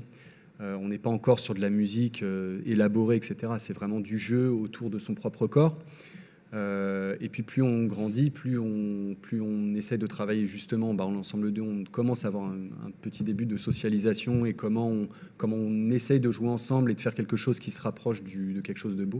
Et à l'ensemble 3, ce sont encore d'autres éducateurs qui là, eux, mettent en place un vrai, entre guillemets, groupe de musique où là, il y a carrément des représentations à l'EMP, voire à l'extérieur. Et donc là, il y a vraiment une forme d'exigence de musiciens, quoi.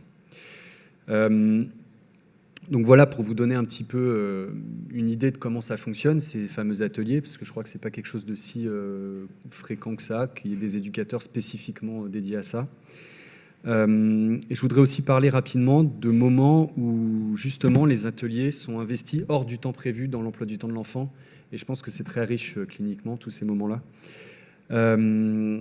Par exemple, quand un enfant vient dans la salle où on est et qu'il n'est pas attendu.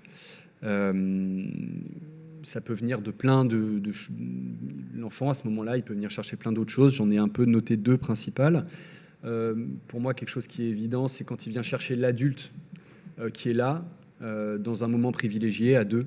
Ça peut arriver souvent pendant les récréations ou les moments de transition entre deux activités. Où là, il vient chercher l'adulte, la relation, il vient aussi chercher l'espace, où là, il se sort du collectif. Donc, il y a vraiment cette chose-là qui est tolérée et qui est vraiment reconnue. Aussi, dans l'atelier musique, par exemple, moi, je revois aussi beaucoup d'enfants qui viennent, pas spécifiquement chercher la relation, mais vraiment chercher le cadre et le lieu où on peut faire de la musique.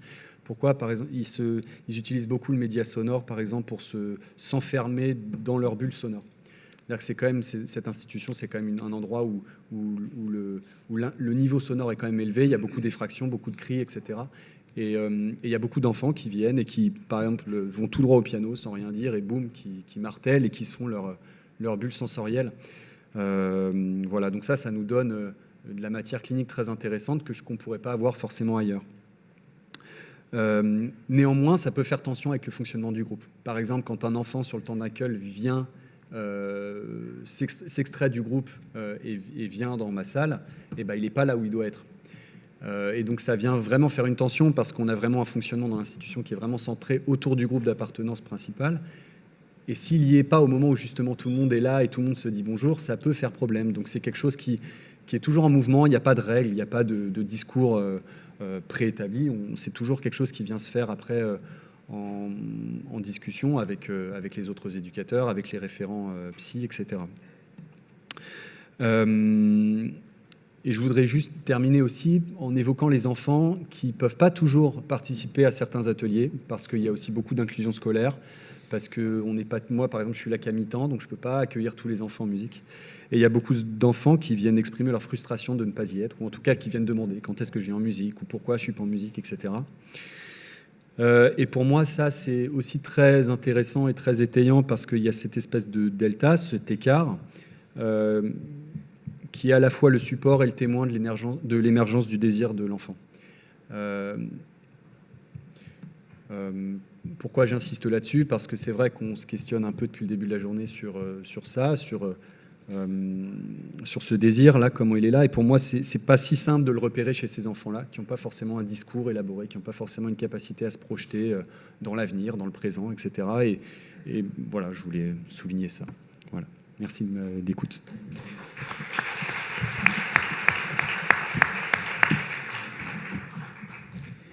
Oui, merci. Donc, évidemment, la vie est toujours plus belle dans les films, hein, on est bien d'accord. C'est comme là, mais ça montre bien l'instituer un peu. Et si on vous racontait tout ce qui rate tous les jours et qu'on est obligé de construire et repenser, il faudrait encore un autre colloque.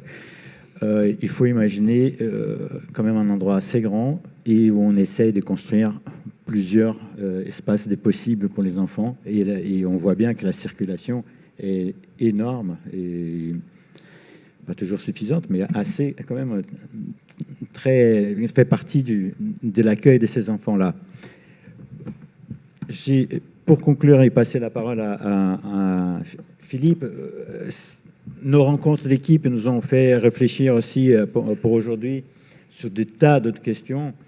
C'est comment on accueille les parents, mais quand on parlait de club et fonction club, chez nous, peut-être que la fonction club passe beaucoup par la pédagogie et notamment sur ce qu'on appelle le centre d'intérêt. Et moi, j'aime bien dire que le club est une espèce d'aéroport du désir aussi. C'est comment ça va atterrir par-ci, par-là. Et chez nous, ça passe par la pédagogie quand même beaucoup. Et évidemment que, comme on entend dans tous les films, tout est assez polysémique et pluridimensionnel, même si tout ce qu'on fait, que ce soit de l'être et de l'adresse, comme tu disais dans le film, tout est repris et recouvert de sens sans arrêt. Je pense que ce que je disais il n'y a pas longtemps, un des grands effets de l'institution, des fois j'accompagne 8 ans un enfant, c'est qu'ils arrivent à l'adolescence avec une capacité de réflexivité assez conséquente. Et que ça, c'est le premier, je pense que c'est le plus grand outil qu'on leur propose. Ils apprennent à se connaître et ils apprennent à connaître leurs mouvements aussi, à s'emparer, à être sujet. Et ils n'apprennent pas ça dans les thérapies, avec les référents, etc. uniquement. Ils apprennent dans cet aspect transférentiel de la vie quotidienne. Les éducateurs chez nous passent leur temps à reprendre, à reprendre du sens, sans être dans l'interprétation sauvage ou l'interprétation paranoïaque, mais aucun acte est gratuit. Et tout acte mérite notre attention. Et je pense que ça, on arrive à faire la plupart du temps, des fois, pas, évidemment. À toi, Philippe.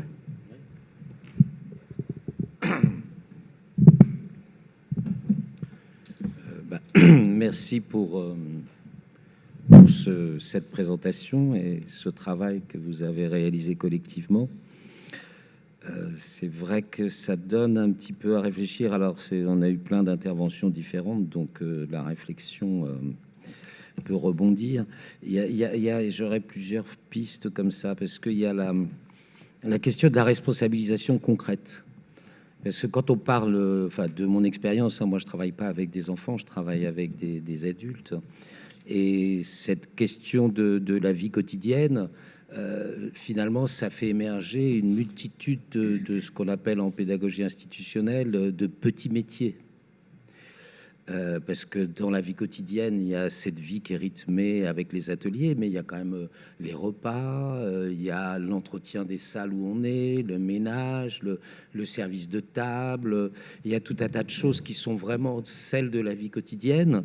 Et c'est vrai que j'aimerais bien vous entendre sur si vous avez pensé un peu cette vie quotidienne et cet outil de la pédago qu'on appelle les petits métiers qui responsabilisent concrètement les enfants.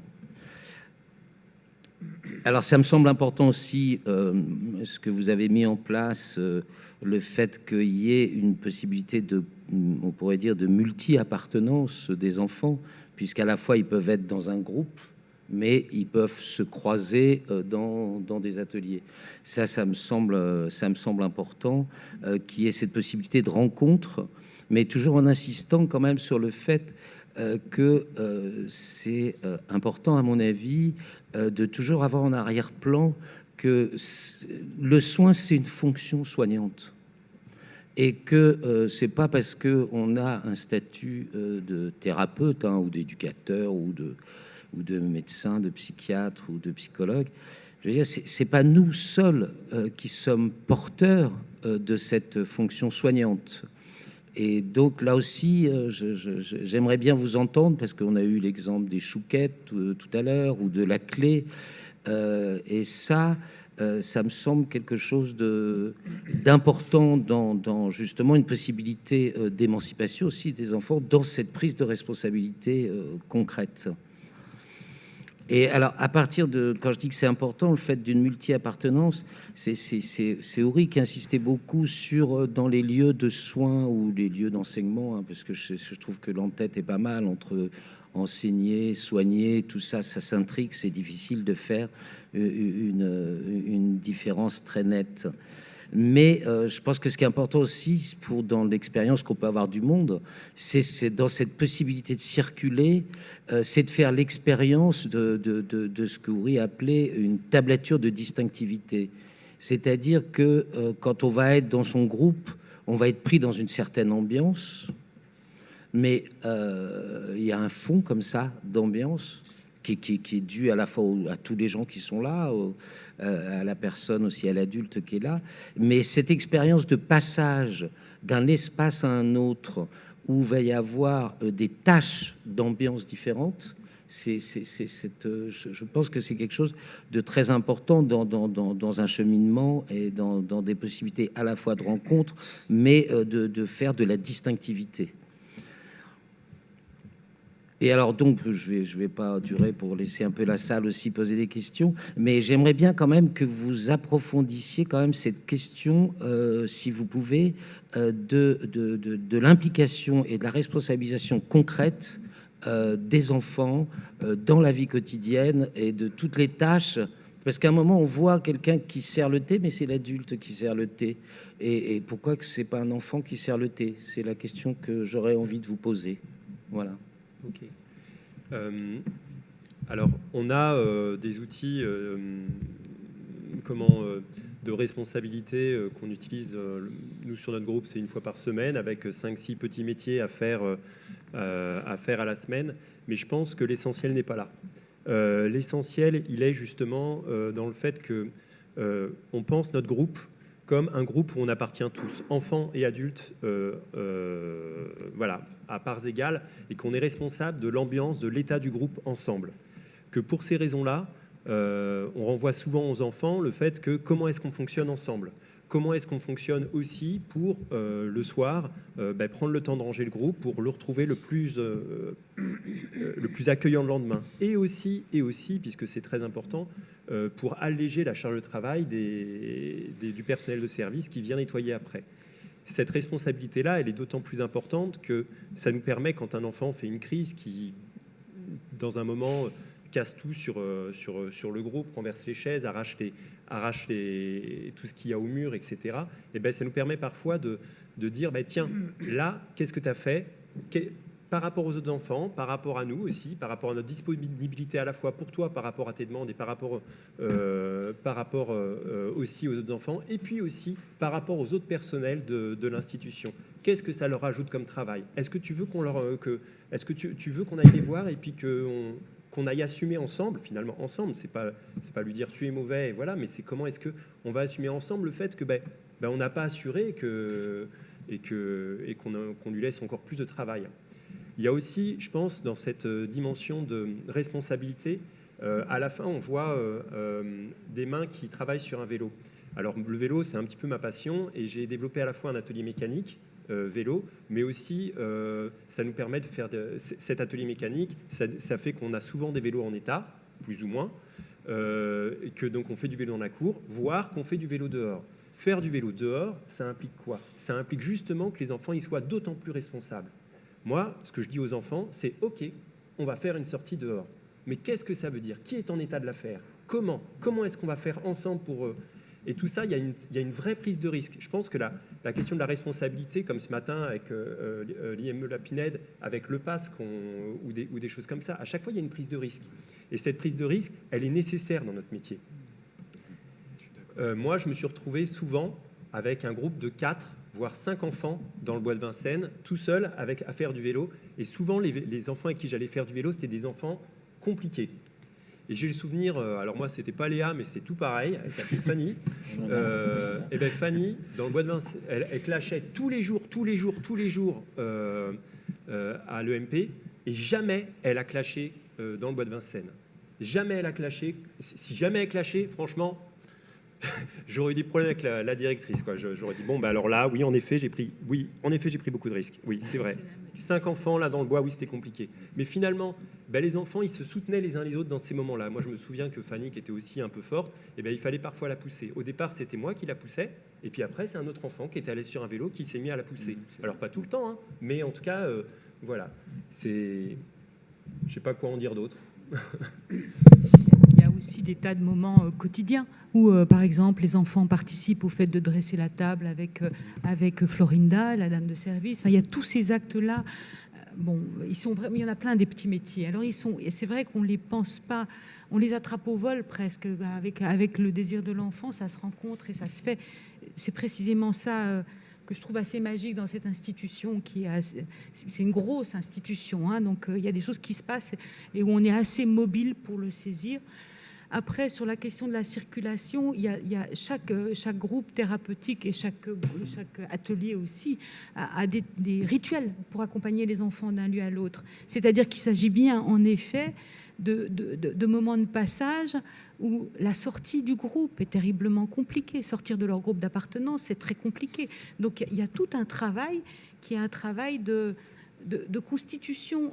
Alors, comme en plus, c'est des enfants qui viennent de différents groupes, là aussi, il y a des enfants qui vont aller chercher les autres enfants dans l'autre groupe, qui vont dire « Allez, viens, c'est moi le plus grand », qui vont les accompagner. Enfin, tout ce travail-là, il est fait en permanence. On pourrait en parler pendant des heures, hein, parce que c'est une mine de ce point de vue-là. Il y a une autre étape, un autre aspect, pour faire très vite, où ça s'imbrique aussi, c'est une autre responsabilité, qui est la responsabilité de soi-même. C'est des enfants qui sont quand même très atteints, qui sont très peu rassurants pour leurs parents, voire pour la société des fois, et qui deviennent autonomes dans les transports. Certains ont 1 heure de transport pour venir chez nous.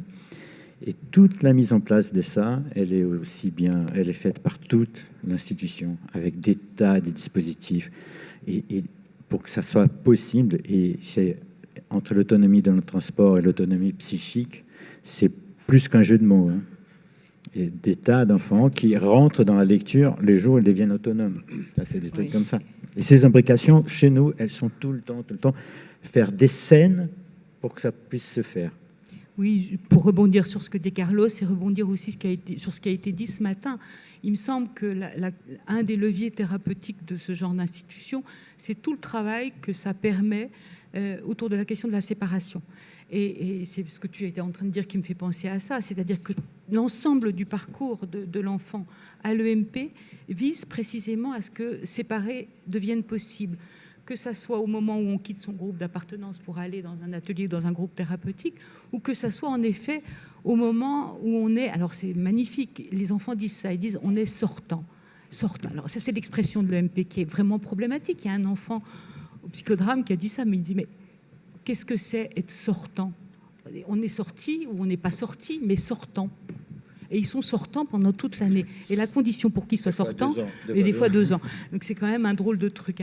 Et la condition, c'est qu'en effet, ils aient acquis, enfin c'est tout un travail, l'autonomie dans les transports qui se fait avec le service de suite, dont on n'a pas beaucoup parlé, et qui est vraiment un travail extrêmement conséquent, et qui vraiment tout l'ensemble tend vers ça. Comment pouvoir se séparer et avoir un récit sur soi à partir de là.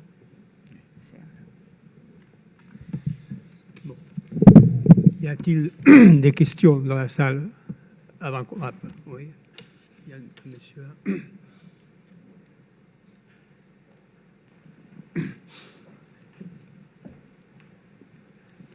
Ça sera plus un apport personnel, puisque j'étais à l'externat en 1970. Et je crois qu'il est important de témoigner de l'accord qui s'est fait autour de Cattelan, psychiatre des hôpitaux, qui a voulu que des institutions soient portées par les municipalités. Et je pense que cette intégration de l'externat dans tout cet ensemble a été un élément important. Le deuxième temps, c'est toutes les années dans lesquelles nous nous sommes affrontés entre psychiatres et pédagogues avec la directrice, Madame Pasquier, pour élaborer quelque chose. Mais nous avions aussi l'exemple du Coteau où ils élaboraient. Nous avions d'autres institutions aussi. Et il me semble que le fait d'accepter, de pouvoir dire les éducateurs ont la main et nous avons en arrière-plan à assurer quelque chose qu'on a découvert, les psychothérapies individuelles, travail de groupe, et donner la confiance en quelque sorte au couple d'éducateurs qui animait le groupe. Or, je crois que ça, c'est difficile ici d'en parler, mais aller à Champigny, aller voir comment les gens vivent et comment déjà ils vivaient dans les années 70, il y a là un travail de culture qui me paraît fondamental, et je crois que c'est là-dessus que nous avons été d'accord. Même si nous avions des discussions à élaborer. Mais qu'est-ce que j'ai appris, moi, avec les éducateurs? Qu'est-ce que les éducateurs ont appris avec moi? Eliane Lestan, à l'époque, nous venions de la Salpêtrière. Les questions du développement apparaissaient. Et il me semble que ce que vous présentez là, soyez conscients que c'était il y a 50 ans. 50 ans. Et ça tient et c'est vivant. Et là, je crois... Merci Bernard Gols. Je crois que c'est important que nous puissions témoigner de la longueur et de la solidité des histoires institutionnelles. Et si ça tient, c'est parce qu'il y a du vrai. Merci.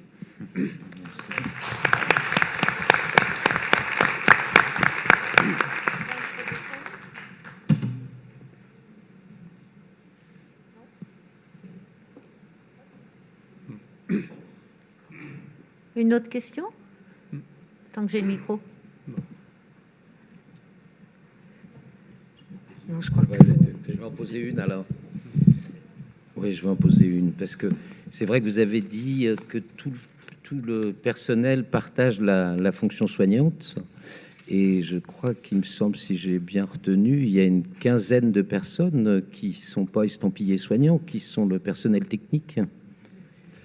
Et alors, de cette manière-là aussi, de quelle manière ils prennent part à cette fonction soignante?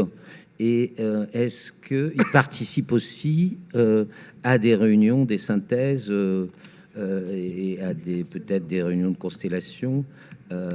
Et puis aussi, je rajouterais peut-être quelque chose sur la question des réunions de constellation. Parce que à la Borde, on a parfois l'expérience de faire des réunions de constellation avec d'autres patients, hein, ce qui est complexe, ce qui est pas évident.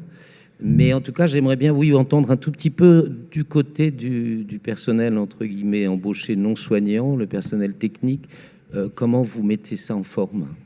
C'est vrai que, enfin, moi je trouve que c'est une vraie question. C'est que de fait, ce personnel technique, il est mobilisé et directement par les enfants et directement par l'équipe, mais il n'est pas aux réunions. Ce qui est une vraie question qu'on devrait... non, ils ne sont pas aux réunions. Il y a Florinda qui est en Parfois, oui. Parfois, oui, mais pas régulièrement. Ça, c'est la première question qui est en effet tout à fait importante, je trouve, et qu'on a à se reposer. L'autre question qui est en permanence, on n'arrête pas de changer les formes qu'on donne à nos temps de reprise des constellations. C'est-à-dire que ça n'est on vient encore de changer entre les réunions d'ensemble, les réunions cliniques d'ensemble, les réunions institutionnelles, les réunions éducatives, les réunions psychopédagogiques. Et en fait, c'est quelque chose qui est en permanence en train de se chercher, probablement parce qu'il n'y a pas de réponse idéale, et il n'y a pas non plus d'institution idéale, et parce qu'aussi on achoppe toujours, et je crois que c'est important de le dire, sur cette question qui a été évoquée ce matin, hein, comment on peut tenter de mettre en place des lieux où chacun peut parler de ce qu'il vit avec l'enfant, sans que les effets qui ont à voir avec la hiérarchie, la verticalité, sans que ça vienne intervenir sur ces possibilités de liberté de parole, avec des enjeux de pouvoir qui sont toujours là et qu'on a beaucoup de mal à mettre au travail, et on cherche comment mettre au travail. Ça, je crois qu'on a beaucoup de mal, je ne sais pas si c'est possible d'ailleurs de le mettre au travail, mais en tout cas c'est toujours là et on le sait. Hein, réussir, c'est ce qui était dit ce matin, hein, réussir à dire ce gosse-là j'ai envie de le baffer, il faut être sûr qu'on ne prend pas le risque d'avoir derrière une sanction. Hein, et c'est vrai que, non pas qu'on l'ait, mais imaginairement ça circule cette idée-là qu'on pourrait être sanctionné là-dessus. À propos de personnel technique, comme on appelle chez nous, on n'a pas réussi, Philippe. On a essayé, on a une nouvelle directrice, peut-être on va y arriver. Mais ça ne veut pas dire que rien ne se fait de cet ordre-là, parce qu'il y a aussi tout l'informel de ça. On a 2 ou 3 personnes qui ont une personnalité aussi, qui ont une appétence pour ça, qui veulent le faire. Oui, il y a des accompagnateurs d'écart aussi. On avait un autre cuisinier qui adorait le faire. Mais par exemple, ce cuisinier qui était très impliqué par un gamin dont je m'occupais particulièrement, j'ai demandé, je voulais qu'il vienne aux synthèses, que pour nous, c'est des réunions de constellation. Hein. Et il n'a jamais voulu. Parce qu'il voulait pas, il pensait que ça entamerait sa relation avec cet enfant-là, et il voulait pas. Donc, j'ai pas de formule, hein, mais je peux te dire qu'on essaye, qu'on a essayé, que la question se pose, et qu'on n'a pas trouvé la solution, ni pour aujourd'hui, ni pour demain. Mais il y a aussi des affaires de personnes, et des affaires des pouvoirs, des affaires des territoires, bien sûr. Mais je peux te dire, on n'a pas réussi. On continue. Oui, parce que ce qui me semble important, c'est ces questions de grève de transfert, et que ça, c'est complètement au-delà du statut. Hein, c'est pas parce qu'on est psychiatre ou qu'on est orthophoniste ou psychologue. Je veux dire, il peut y avoir un transfert très fort sur quelqu'un, une personne d'entretien, et que ça puisse être tout à fait structurant, qu'il y ait un travail qui se fasse ensemble.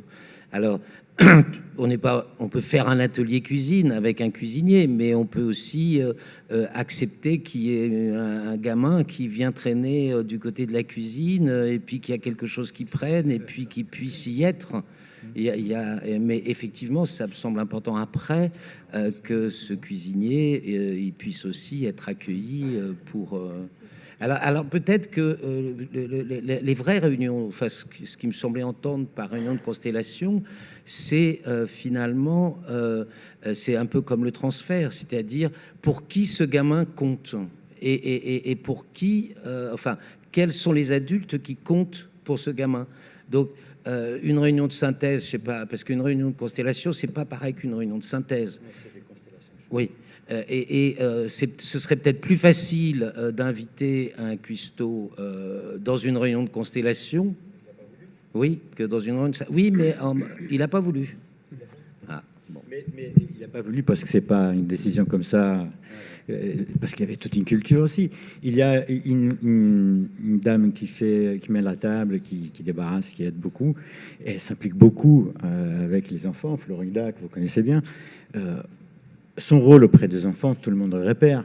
Tout le monde compte dessus. Tu pourrais pas l'aider. Celui-là, il est en train de tout casser. Est-ce qu'à midi, il pourrait pas mettre la table avec toi?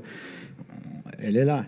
Elle a participé à des réunions pendant 2 ans qu'on avait créé, une réunion d'équipe, etc. Ça a créé beaucoup de malaise avec les autres. Ah, tu fais ça pour être bien vu de la direction, je sais pas quoi. La création de ça à la bande, t'es arrivé, c'était là. Et nous, on n'a pas réussi. C'est un travail, et même les débats de ça entre nous tous, je peux te dire qu'on a peut-être jamais eu. Hein. C'est le travail finalement sur l'aliénation sociale. Ça. Ah oui, ça en fait pas des points aveugles. Bon, on vous remercie et on va passer à la conclusion.